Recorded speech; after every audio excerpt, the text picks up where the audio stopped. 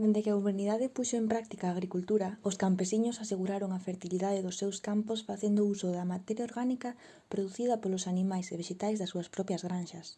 Esta técnica estaba baseada no que ocorre na mesma natureza, sen axuda do ser humano, onde a materia orgánica das plantas e dos animais mestúrase co chan, descompónse e aporta os seus nutrientes á terra da que se alimentan de novo as plantas. Despois da Segunda Guerra Mundial, esta práctica foi abandonada nos países máis enriquecidos, sendo substituídas por fertilizantes químicos producidos a partir de enerxía derivada do petróleo. Resultou que toda esa materia orgánica que antes regresaba a nutrir a terra comezou a quedarse inutilizada nos contedores da cidade, na maioría dos casos mezclada con outros tipos de residuos como plásticos, imposibilitando o seu regreso á terra e incrementando o volume dos vertedoiros ou mesmo xerando gases de efecto invernadoiro como consecuencia da súa incineración. Parécevos lóxico? Eu penso que non. Non hai ecoeficiencia nesta situación e por iso é tan importante promover os sistemas de compostaxe hoxe en día. Existen diferentes opcións e podemos explicar rapidamente tres modelos. Por unha banda temos a compostaxe doméstica, que consiste en que cada persoa ou familia teña o seu composteiro de forma autoxestionada. Outra opción tamén é a compostaxe comunitaria, que é un modelo especialmente atractivo para a realidade galega. Este modelo consiste en establecer illas de compostaxe que son utilizadas pola veciñanza e revisadas por mestres e mestras composteiros. Destaca como caso de éxito o modelo de Allariz e tamén o modelo impulsado polo programa Revitaliza da Deputación de Pontevedra. O terceiro modelo sería o modelo de planta de compostaxe. Pero como funciona realmente este proceso de compostaxe? Como se fai? Pois o proceso de compostaxe consiste nunha técnica mediante a cal créanse as condicións necesarias para que a partir de residuos orgánicos os organismos descompoñedores fabriquen un abono de elevada calidade, coñecido como compost. Iso das condicións necesarias é sinxelo de explicar mediante unha metáfora. Cando queremos facer un biscoito temos que ter uns ingredientes concretos, unha temperatura concreta no forno, un tempo de cocción bastante definido e demais factores. Pois para facer compost na casa ocorre o mesmo. Precisamos dous ingredientes principais, o material húmido e o material seco. O material húmedo será, por exemplo, restos de froita, verdura, bolsas de infusión, sen plásticos por suposto, pozos de café, restos de plantas. O material seco, pois, será o estruturante. Ten unha labor esencial neste proceso porque, además de aportar carbono, tamén facilita a aeración da composteira. Recordemos que a compostaxe ten lugar en condicións aeróbicas, é dicir, con disponibilidade de oxígeno. Se non hai aeración na mezcla, poden aparecer olores desagradables como consecuencia da descomposición anaeróbica dos materiais, é dicir, putrefacción. Entón, importante engadir material seco como restos de poda, virutas, madeira, restos de follas, cartuchos de cartón, etc.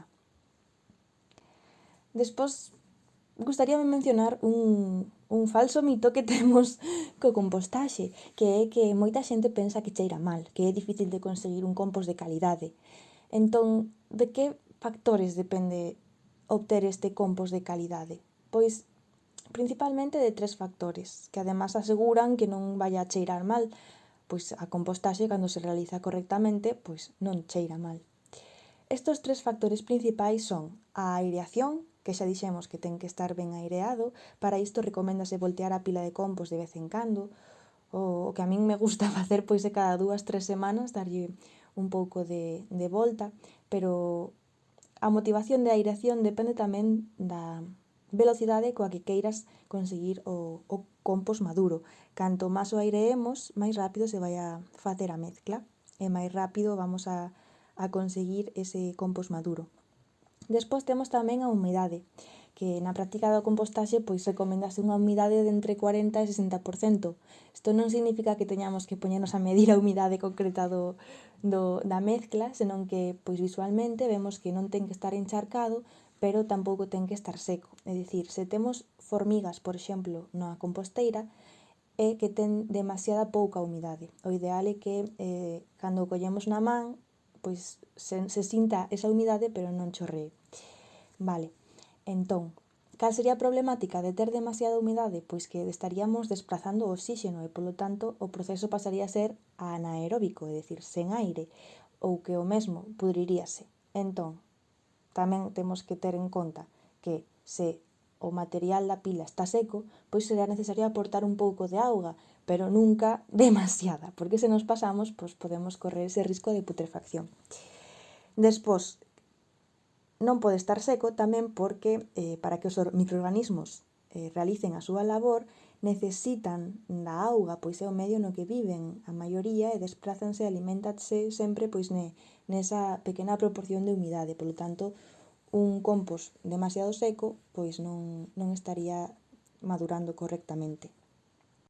O terceiro factor é a temperatura, que consta pois de diferentes fases. De feito, o proceso de compostaxe, en cada fase pois interveñen unha serie de microorganismos, cada un deles que quere un rango de temperatura diferente. A min isto encántame, porque temos pois 3 grupos de microorganismos que interveñen no proceso de compostaxe, e son os que están presentes na fase de latencia e crecemento, que lles gusta un ambiente de entre 15 e 45 grados centígrados. Despois temos unha fase termófila, que é como o pico de temperatura, na que alcanza entre 45 e 70 grados centígrados. Por lo tanto, aí xa falamos de temperaturas elevadas que, de feito, axudan a eliminar as sementes que poidan ter os aportes vexetais que dimos, para que logo, unha vez que usemos o compost, pois non nazcan esas semillas, porque co calor se inhíbese a súa xerminación. Despois pois temos a fase de maduración, que é xa inferior aos 40 grados centígrados e ocorre cando o proceso de compostaxe xa se realizou e só queda pois ese, digamos, último mes de maduración ou máis meses, dependendo do resultado que estemos buscando. Entón, canto tempo fai falta neste proceso de compostaxe? Pois, para ter un compost que podamos decir que está maduro, necesitaremos polo menos 6 meses, incluso se fala de 8 ou 10, ou, bueno, a cuestión é que dependendo dos factores que acabamos de mencionar, o compost vaise realizar máis rápido ou máis despacio. Polo tanto, aí está a clave, realmente. Ver como é o resultado e ir observando se consideramos que está maduro ou non. Pois, como vamos a facer este proceso de compostaxe na casa, tampouco vamos a ter que ser moi estrictos con medir os tempos e todo isto, senón que a ollo vamos aprendendo. Bueno, espero que vos gustara esta pequena introdución ao proceso de compostaxe. Estamos probando con este modelo de audios explicativos e se vos gustan, pois faremos máis.